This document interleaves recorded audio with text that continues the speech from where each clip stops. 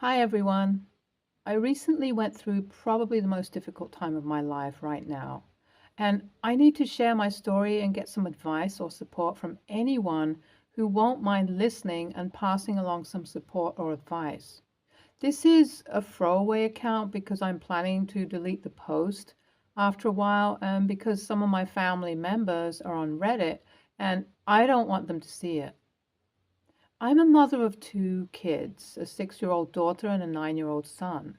My husband is in the military and is currently deployed, so I'm the only one responsible for the kids right now. I work as a sales manager for a tech company, and sometimes I have to go on business trips to visit clients or attend conferences.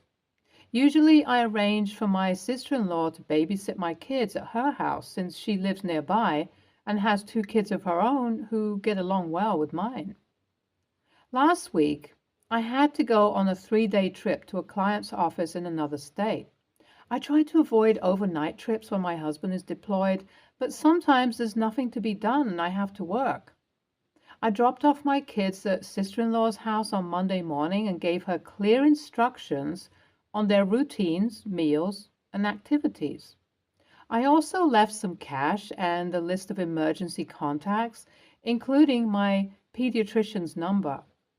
This was practically all a formality because we've done this many times and nothing bad has ever happened.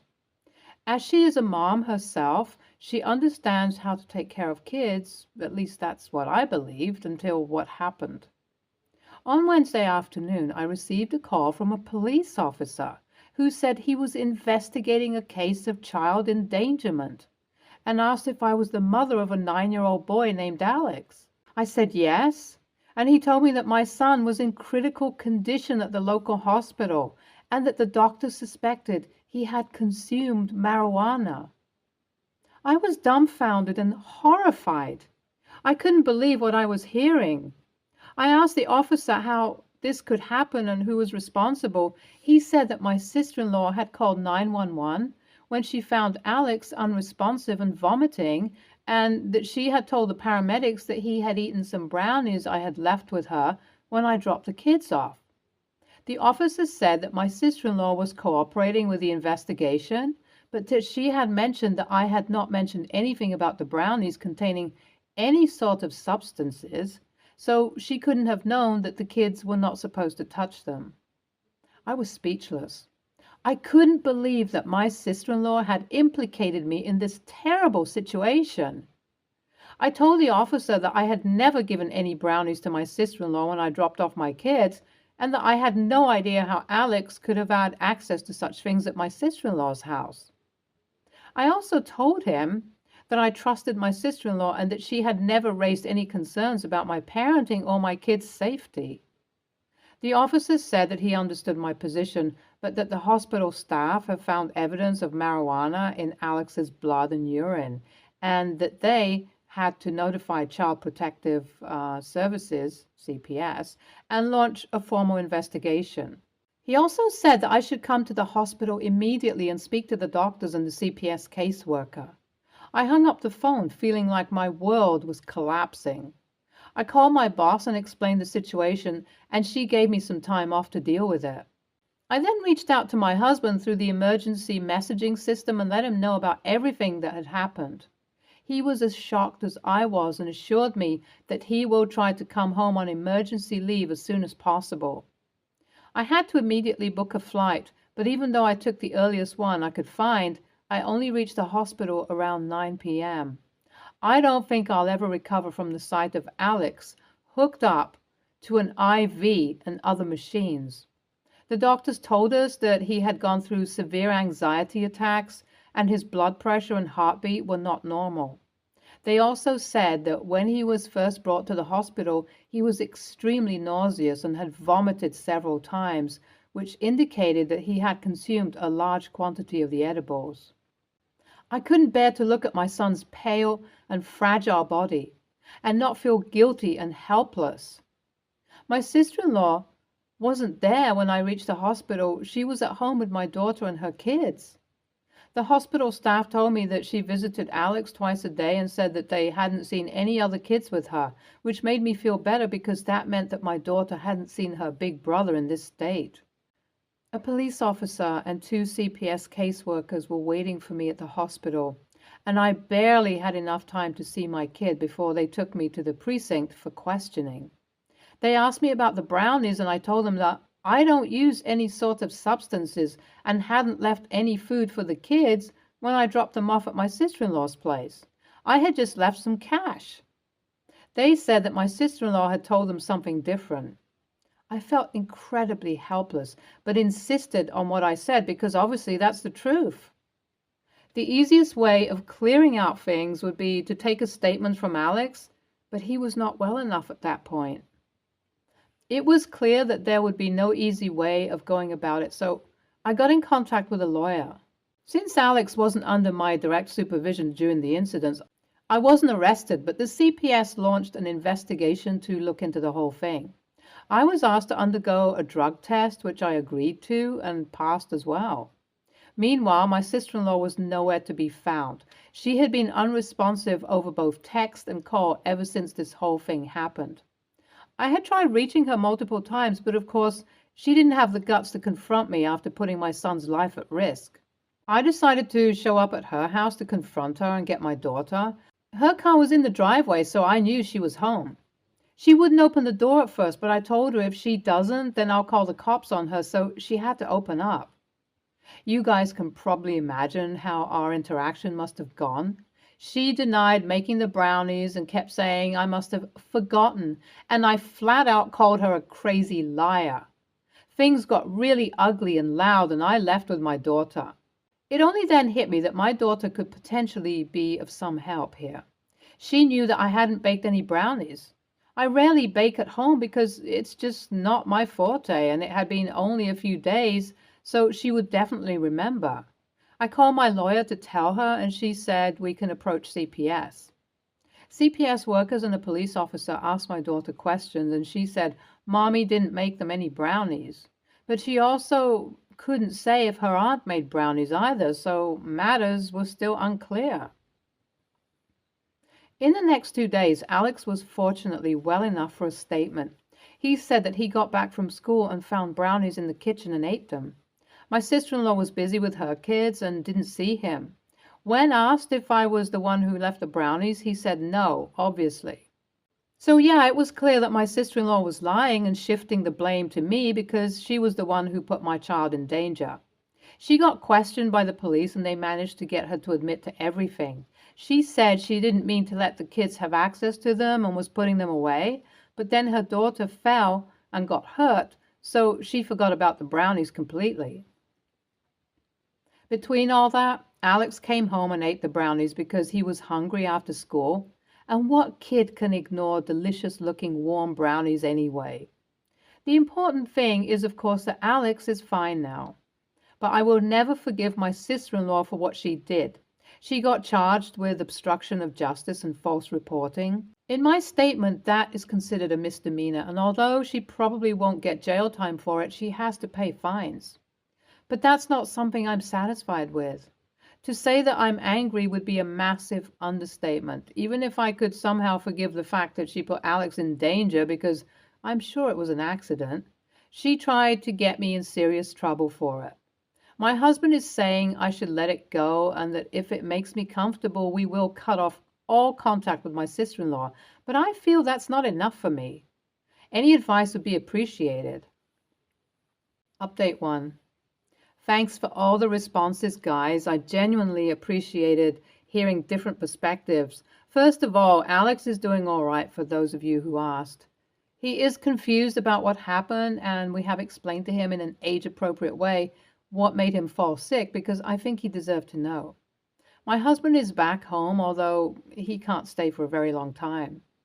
Now, for those bashing me for leaving my kids with my sister-in-law, I just want to point out the fact that she was watching them multiple times in the past, and I didn't even know she uses any sort of substances, although pot is legal in my state.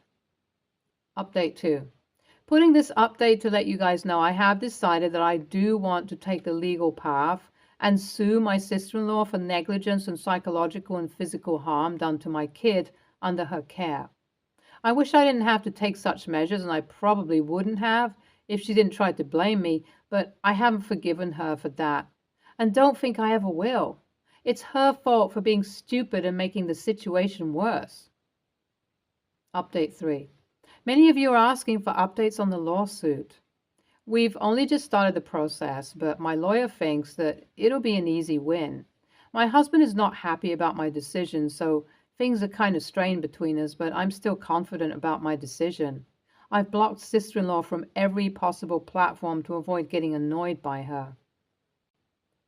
You definitely did the right thing by suing your sister-in-law. The fact that she's a mom and was still careless enough to do what she did is something we cannot excuse. Also, even if it was an accident, she tried to get you in trouble. The least she could do is take responsibility for her actions, and she failed at that. I'm so sorry to hear about your kid, OP. As a mom, I can't even imagine how it must feel to see your child in such a state. Your sister-in-law is an immature and dangerous person, and I'm actually concerned about her kids as well. Also, your husband should be supporting you 100% in this, and the fact that he isn't is concerning as well. You should probably have a talk with him about the whole matter. Next story. Since the beginning of August, I've been taking my niece, 5-year-old, to kindergarten 2 to 3 times per week because my sister starts work at 6 and niece doesn't get dropped off until 7:30. I wake up at 5:15 a.m. to get ready and drive over to my sister's house. It's a hassle, but I love doing this. She's the cutest, sweetest kid, and it's bonding time. The issue is that I take her to school, but I'm not in charge of picking her up. That's on her parents. Split up, but co-parent well. Frequently, my niece will take whatever coat she's wearing off in their car after school on the drive home. For whatever reason, her parents never remembered to bring her coats in, and they all end up left in their 2 cars. This becomes a problem for me at 7:15 when I try to take her to school and realized there's no coats. I've been forced to bundle her up in 3 to 4 layers of sweaters in below freezing weather. I've complained to my sister and niece's dad multiple times. Administrators sent out multiple emails to remind parents. Also known as specifically my sister, but they try to be nice and send it to everyone. That kids need to be wearing coats in the morning. Twice in January, the principal reminded me when I dropped her off in the morning. There's always a principal or receptionist to greet each kindergartner at the back door. It's embarrassing to drop off a 5-year-old in freezing weather with no coat. And my niece shouldn't have to freeze in the AM. Last month, I told my sister that she needs to either teach my niece to carry her coat in, or she needs to do it herself. But that if it happens again, I won't take her to school. It was 16 degrees Friday AM, and I go to leave the house with her, no coat. I called my sister to ask her where her coat is, and she said they're all in their cars. I was angry and hung up on her and went to get sweaters. Then I changed my mind and texted my sister that she can either take an hour off work to bring me a coat, or I'm keeping my niece home with me, but I'm not taking her out in 16-degree weather without a coat. My sister didn't see the message until 9 a.m., and she called me absolutely furious that I didn't just take her to school. I told her that I was sick of going out of my way to take her daughter to school all the time, and she couldn't even give me the basic courtesy of making sure I had what I needed to get her to school. This has caused a rift between us in the last few days, and family is split about who is the AH. I think this is a clear everyone sucks. I'll admit I was trying to be petty to teach her a lesson, but some people think my sister is basically innocent and I broke her trust. AITA? I've complained to my sister and niece's dad multiple times. Administrators sent out multiple emails to remind parents. NTA at this point. They're just being lazy. This isn't just forgetfulness. It's a I don't give a damn attitude. And everyone else can just deal with it because that walk back out to the car for 15 seconds isn't worth it to them. I don't know why she's blowing up and telling everyone. Because at the end of the day, you're doing her a favor. The whole thing that's going to break here is your willingness to keep doing this in the mornings. NTA, then the teacher has to either send the kid out for recess in freezing weather without a coat, or keep her indoors and sacrifice their own short break time and important exercise time for your niece. This isn't a minor thing. Your sister and her ex need to make sure their kid has what they need to survive and thrive. You already go above and beyond for them. If this is your line in the sand, it's a great place to draw it. It's a shame some of your family isn't supporting you. Be consistent and stand up for that little cutie and yourself and her teachers. Next story. Around 4 years ago, a minor relative of mine, Billy, 16, male back then, took a collector's car without my knowledge for a joyride and totaled it. After paying the court fine and reparations for property destruction, Billy's parents did not have the money to pay me back for the car. The car was not truly replaceable and on the collector's market would have easily gone for 7 digits. Even if you count it as just a used car, it would have been high 5 digits in the aftermarket. I had insurance, but to collect, I would have had to file a police report. Billy's parents begged me not to, as it would go on his record and ruin his prospects for college. I agreed on the condition that Billy or his parents start paying me back once Billy reaches his majority, 20 in our country. We agreed on a price in the 6-digit range, but a lot closer to the used car value than the collector's value. It was about the price I paid for the car originally. We drafted an agreement that both of Billy's parents, Billy himself, and their legal witness all signed and sealed. 6 months ago, Billy turned 20. I waited a month for them to reach out, but nothing. At month 3, I sent a polite request for payments to start as agreed, ignored. Sent more messages at months 4 and 5, no response. I messaged them saying if they did not start making good on what is owed, I would file that police report. Statute of limitations for grand theft auto is 30 years in this country, so there's no waiting this out. They finally requested to talk. They tried to say that so much time had gone by that they had forgotten about it, and how we were family and I didn't need the money, so could I let this go? I wouldn't agree. I'm not expecting significant monthly payments, but I do expect to see effort to make things right. They then tried to say how Billy had grad school aspirations overseas and his younger sister was starting college this year and they needed the money. College doesn't cost nearly as much in this country. I asked them when they could see themselves paying. They only want to start payments after their daughter has finished school. I refused. Billy can get a part-time job to pay this up. Things will be tight for them, but it's unlikely they won't be able to afford their daughter's tuition. It is possible that it would affect Billy's grad school plans, if these plans are real, which I'm not sure I believe. Since then, they've been bad-mouthing me to that side of the family, saying that I'm extorting money from them by threatening Billy's future. I've been getting a stream of texts from relatives who want to talk with me. I don't see why I should act like a good relative when this is the way they are. AITA? NTA, file the police report. Billy and his parents have no intention of ever paying you what they owe you. File the police report and collect the insurance. Billy is the one who screwed up. No reason you should pay for him. NTA, you should have gone to the police when it happened. The boy was still a minor. Minors get away with stuff. Adults just don't.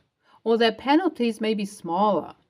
But that isn't your problem. Your joyriding car thief, crappy driver, relative wrecked your car, your expensive car. Your insurance people would have wanted to see a police report, wouldn't they? Unless you didn't have insurance, which would have been a bad idea. Have you been reimbursed at all?